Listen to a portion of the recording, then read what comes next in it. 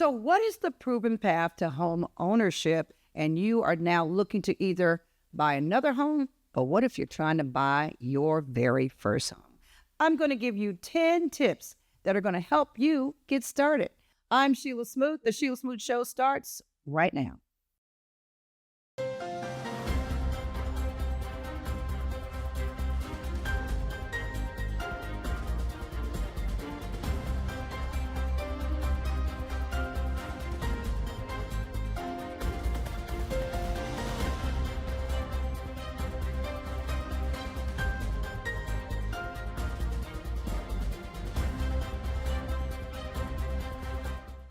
Welcome into the Shelia Smoot Show. I'm Shelia Smoot. Good to have you along. And I know a lot of times people want to get out and do things on days like today. Well, today you might feel like buying your first home.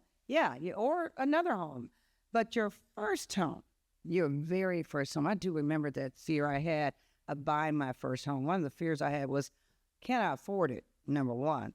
How do I do it? Number two. How does this mortgage thing work? Number three. So I'm here to help you break all of that down this morning on the Shelia Smoot Show. So I'm going to talk to you specifically about this and breaking it down. Number one, the top 10 ways and things you need to do as you embark upon buying your first home. Number one, you got to have money, folks. You just got to have money. And the best way to do that is just to assess your finances, right?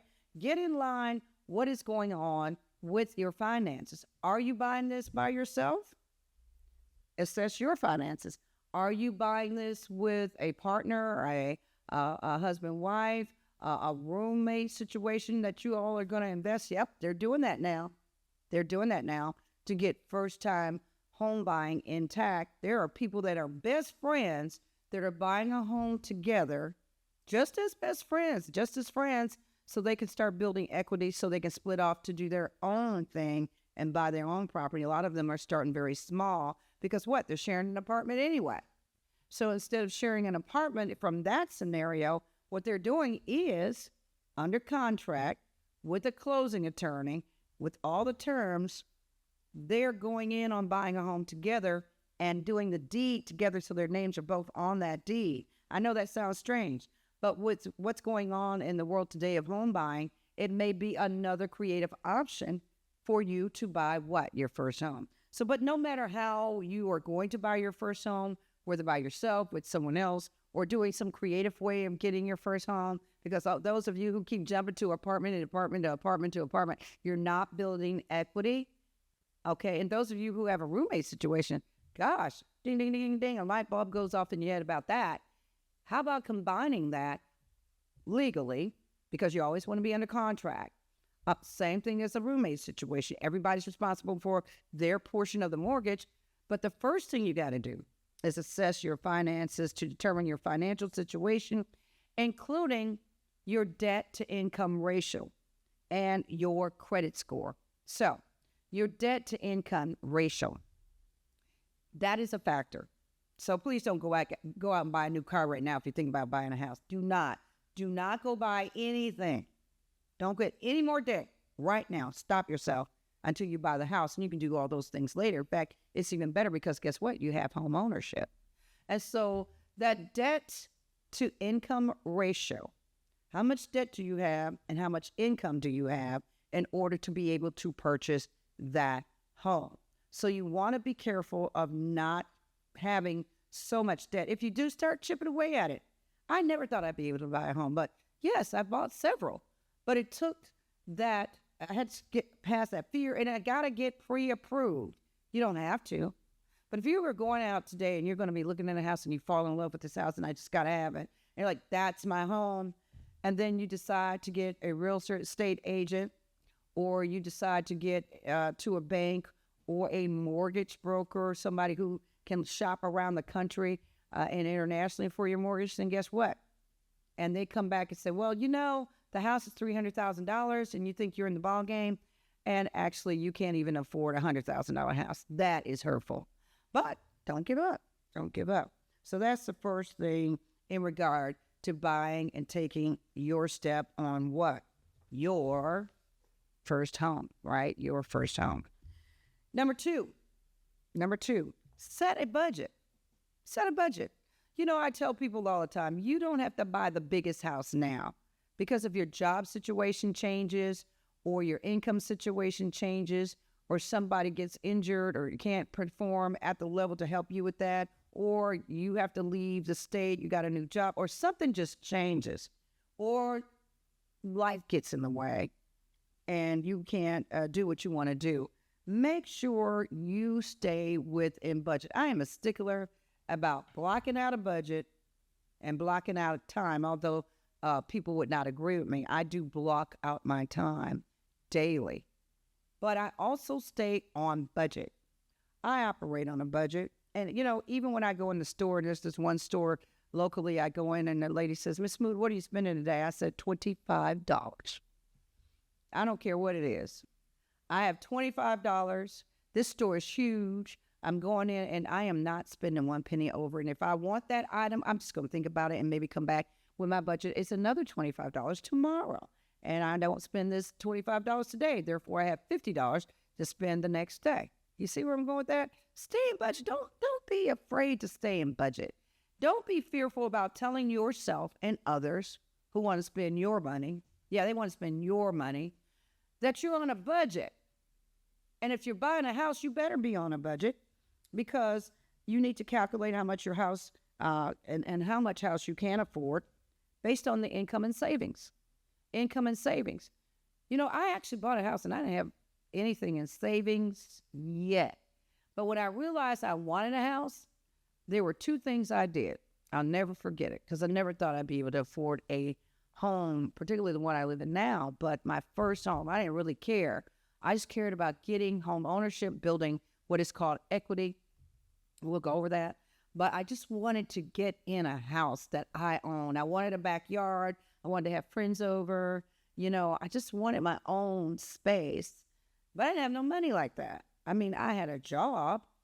I mean, I was very young when I bought my first house. I had a job, but I figured if I could pay rent, I could pay a mortgage. Or as my parents used to say, the house note. So I started putting money away, and I didn't have any money. Every single paycheck, that's how I started. Every 2 weeks, I opened up at my bank something called the house fund. Didn't know what I was going to buy. Didn't know if I could afford it. I just started saying, you know what? If I'm ever going to get there, why not start today? So why not start today on owning your own home? That's putting something away. It could be $10 a month. It could be $100 a month. I opted to do $250 a month. I did that for, I think, 2 years. I looked up and voila, I had a down payment. I just knew I wasn't going to stay in an apartment all my life. Now, for those of you who like that, that's good because you don't have to cut the grass. All you got to do is take care of what's inside. So I'm not knocking people with apartment living. I sometimes want to go back to that, but guess what I like? I like the equity. I like what my house is now is a bank that I own that I can go into, and it's going to be great for retirement. So also I did tap into, with the markets the way they were going at the time when I first bought, it was up and down with stocks and things of that nature. I said, well, wait a minute. If it's going up and down, I'm going to take a portion out of that 401k. And I did, guess what? I added it to my down payment. And you could do those things by adding, if that's a goal and you've got money sitting there and the stock market is volatile, you can go take a look at that and pull a little bit out, not a lot. You don't have to pull a lot out because you have to pay that back out of that retirement money and use that because you're going to be building equity in your house anyway. So set a budget and calculate how much you can afford, folks. You don't have to buy a 5-bedroom, 3.5-bath house with a basement and all that out the gate. If you're a beginning home buyer, yeah, you want to buy somewhere nice. You should. Yeah, if you got kids, you got to go into a school system. You should. All of those things play into it. So if you got that money like that, sure, buy the $500,000 and up house. Do it. Do it. I encourage it. Do it. Get a great real estate agent. We'll talk about some of those at the end of the show. Do that. But if you're like, hey, I don't have it like that yet, buy you something that is small and quaint, but you own. Buy that condo, buy that townhouse, buy that 2-bedroom, 1-bath. No shame in my game. I started out with a 2-bedroom, 2-bath house. It was so small, but it was mine. It was cute. It had hardwood floors. I had to refinish. I put little French doors on the front of my dining room so I could open it up into a place. It was small. But when I did that little renovation. I painted. I did my floors. I redid my floors. I scrubbed them down. I sanded them. Had somebody come in and stain. Oh, that house so pretty. I still go visit that house that I shouldn't have sold, but I did because I had so much equity where I lived. 5 years later, I couldn't believe it. It's the way I was able to purchase my other house. It's because of that. Equity. I live and I love the art of equity because it is the great equalizer. But somebody taught me that. I want to give a shout out to my first banker, Daryl Ward, who resides in Alabama. And the credit score wasn't there at the time. So you can get to all this. If I can do it, anybody can do it. So also, that's what I was telling you. Save for that down payment. Start saving for the down payment and your closing costs. Closing costs are things like anything from, taxes, small. It may be small, maybe large, but don't be fearful of those numbers. It's not what you think it is. And that's why you need to sit down with a real estate agent. You need to sit down with a mortgage banker and put it all in perspective. You can look. Go on out today and look. I encourage you because I used to drive through this one neighborhood. I would just dream, and now the dream is a reality because I figured if anybody could buy a house, why can't I, right? You can do this. I know, but it is a sacrifice when you want to start home ownership, and that's a sacrifice you got to make. Stop buying all those expensive items. Get you one expensive purse a year and save up for that. Stop buying all those shoes, all those expensive clothes. Yeah, buy them on sale or buy them seasonally. That fun day, and your coffee bill. The coffee house you stop out every day. I had to stop doing that. I started calculating my coffee bill. It was so much money. I can't believe what I spent. I do not do that. Girl, I'll go get me a tea bag in a heartbeat. I'll go to my neighborhood grocery store, get me my favorite teas, and I started being my own coffee house and tea house. Now, I do indulge, and again, you calculate that out. It's like budgeting for anything because you're trying to do what? You're trying to buy your first home. Also, we talked about getting pre-approved for a mortgage, all right? It shows the sellers that you're serious about buying a house. You have come prepared to provide that money to buy that house. And you're likely to have a better negotiation. You're likely to be able to be in first position. You're likely to definitely be able to get that. And you're in a negotiable position. You can now say, I am pre-approved and approved for this house at this spot. You literally have a letter from your bank saying you are ready to go. But that also gives you a what? Position of leverage, position of negotiation. So if the price is $250 or $1,000, which is hard to find in certain communities. I mean, there's communities I cannot even find a $250,000 house because those people who bought with that rate at 2%, 3%, 4% right in there, they're not selling their house like that. Not for real. But let's have a scenario of $250,000 and you are approved at $300,000. You have leverage. So you may want to make the offer. You know you've got $300,000. So if you don't get that house, you can keep shopping around. I encourage you to keep shopping around. So say it's a $250,000 house. It needs repairs. It needs painting, some things. And then the seller says, well, I'm not doing all that. So you offer what? $230,000. I know it sounds offensive to you all who think your house is worth $250,000, but I think it's worth $230,000. And I got $300,000 approved. Let's start a negotiation. It's a conversation. First-time homebuyers, listen to me. Homebuyers in general, that's just good.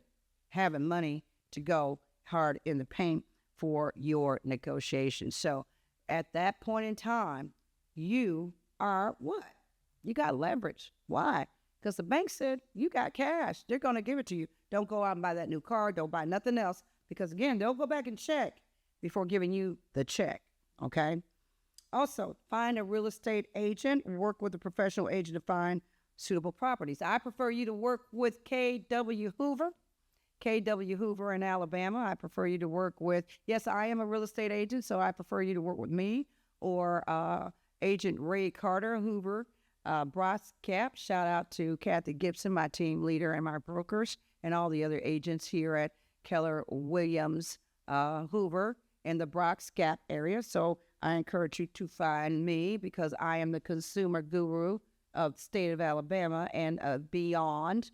So yes, you can find me. Of course, you know me. I'm a hard negotiator, but a good one.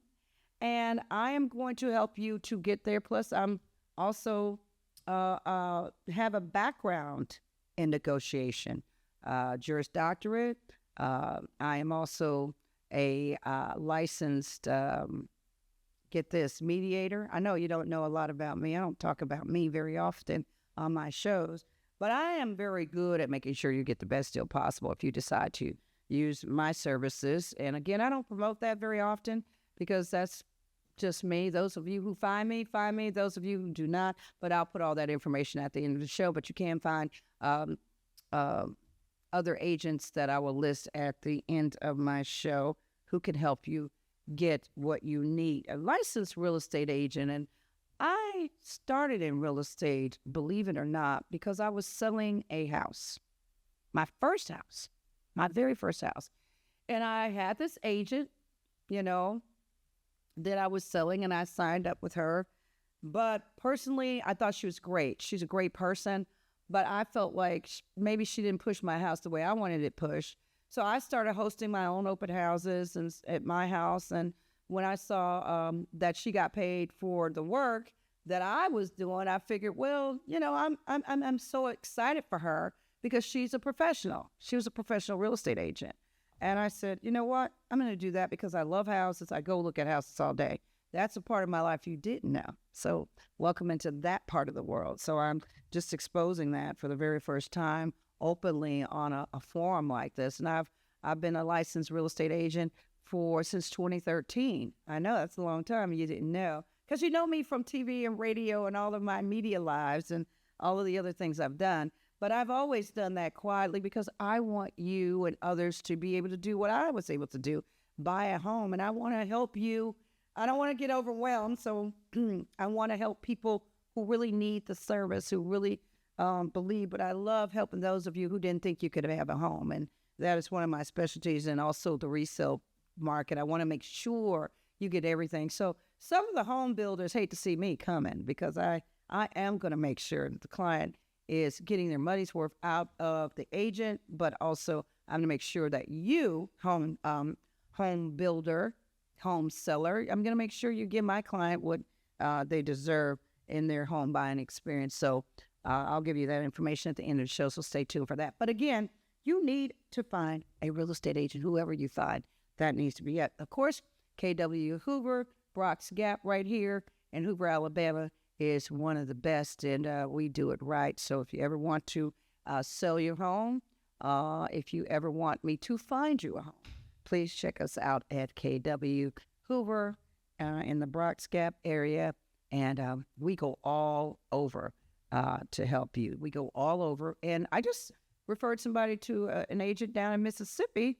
She's in Hawaii. She called me up, was my college professor in law school. And I said, hey, I'm not in Mississippi, but there's KW all over the world. And so I referred her to her in Mississippi. And so they're having a good experience. And that is my third time selling my professor's house. She moves a lot and with her family. So I was very happy that she called me up out of the blue and said, hey, I need your help. And again, have a team here and we do it right. Here we are with the consumer tip of the week. Yes, you're about to get smooted on this one. Major warning signs in an email. You know, you're getting all these emails and they're horrendous. I mean, you just don't know what's real and what's not, except one thing, and I know you're going to laugh when I tell you one of them, an unfamiliar greeting. Somebody that has never reached out to you before, hey Sheila, and spells your name wrong. Also major warning signs in an email that are grammatical errors. If there's a grammatical error, misspelled word, that email is probably wrong. Email addresses and domain names don't match. That is a warning sign that that email is fake or it's somebody that you're not familiar with. Unusual content or a request. These often involve a transfer of funds or request for login credentials. Urgency, act now, immediate action required. Don't do that. So what's going on now is I ordered from online, and as soon as it starts to ship, it says, hey, your package is stuck at the warehouse. Call us at UPS, whatever. So you do that. All they want is your information. You have a tracking number. You can track the package or call, and you will know if that's real or fake. But do not, absolutely do not open that, delete it, and let it go. So that's the consumer tip of the week. You've been smooted. The top 10 ways and things you need to do as you embark upon buying your first home. Begin your house hunting. I'm saying right now you need to begin your house hunting. Explore different neighborhoods and properties that match your needs and preferences and your price. That match your needs, your preferences, and your price. Go into expensive neighborhoods because you can get there. It's good to dream, to get that homeowner dream, that home. It's good. Do it. Go through the most expensive neighborhoods. Do it. Don't count yourself out. I used to do it all the time, and now when I drive through that same neighborhood, I remember when my daughter was 4, I was driving through this really expensive neighborhood, and I just said, if they can do it, can I do it? And I looked back, and I was at the stop sign in this expensive neighborhood. I looked back at my daughter in the back seat who didn't know what was going on, and like, why are we going every day through these neighborhoods and these neighborhoods? I said, one day, I'm going to own a home like this. So I started then. Took me a while. And my first home didn't look like that, but I got there, and so you can too. And so I'm going to encourage you to do that. So you got to house hunt and go into, and then again, I'll go back over these tips again. Also, then you make an offer. First-time home buyers and other home buyers, your agent will help you submit an offer, and I will help you negotiate the terms if you're one of my clients. And again, or any of my colleagues' clients, that's what we do. We will help you negotiate the terms. We know this business. It's a good one, and we're going to help you get there. The other thing is to get a home inspector. Hey, even if they're building you a new house. When I had my new home built back in the day, I got a home inspector, and the builder kind of felt some kind of way. Felt some kind of way. Yeah, I'm going to inspect what you're doing. I don't trust everything you new home builders are building. I don't care how fancy it looks. I don't care how much storage you got. I don't care if you got 3 garages and 1 on top. Get a home inspection on a brand new home, an existing home, and don't get frightened. Just make them go in and take care of that. If something comes back on a roof, something comes back on a foundation, windows are rotted, something comes back in the kitchen, sink is leaking, or the bathroom is leaking, or the floors are creaky, or whatever, that's part of your negotiation. Secure financing, we talked about that. Finalize the mortgage loan and ensure all paperwork is in order. Close the sale. Tip number 10, close the sale. Sign the final documents, transfer the ownership, pay the closing costs, and your licensed real estate agent can help you do all that. So, again, assess your finances, set a budget, save for a down payment, get pre-approved for a mortgage, find a real estate agent, begin house hunting, make an offer, get a home inspection, secure financing, and close the sale. And guess what, folks? That's the beginning of being a first-time home buyer or an existing home buyer, and that is how you do it. I'm here to help you, and we're going to give you some tips occasionally on this show to help you get to home ownership, because all of you deserve that. But if not, stay where you are and keep watching the Shelia Smoot Show.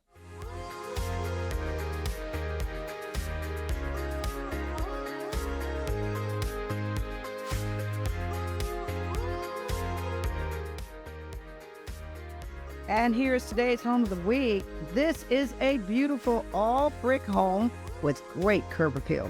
This home is huge and has a huge backyard and has a great stately presence. The belle of the block. The family home is a 4-2 with a primary bedroom bath on the main floor and 3 bedrooms upstairs in the West End area. It has formal living and dining room and a den on the main floor, an enclosed porch and a center block storage room outside that can be a man cave or a she shed. The property is fenced in from the back, newly installed flooring throughout and freshly painted throughout, and it has ceiling fans throughout as well. This is a great home.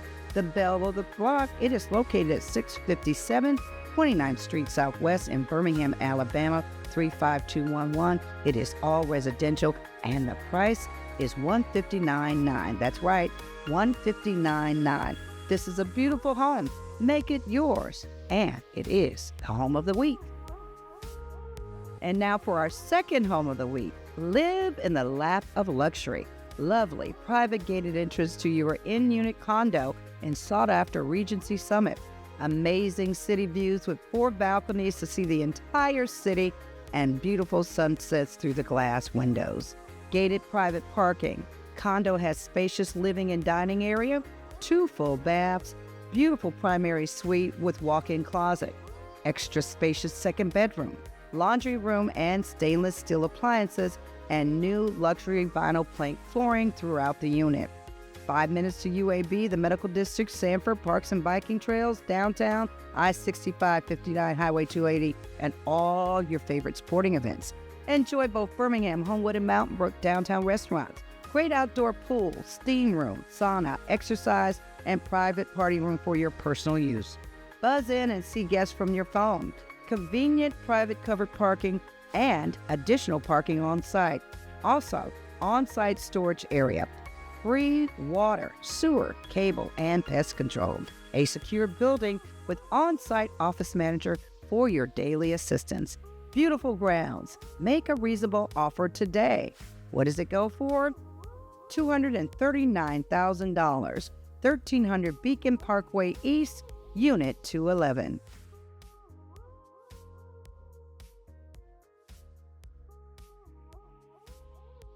For information on these homes of the week, make sure you call real estate agent Ray Carter at KW Hoover at 205-569-8599. That's 205-569-8599 for your showing. I'm Shelia Smoot. Don't be a sucker, be a consumer. We'll see you next week.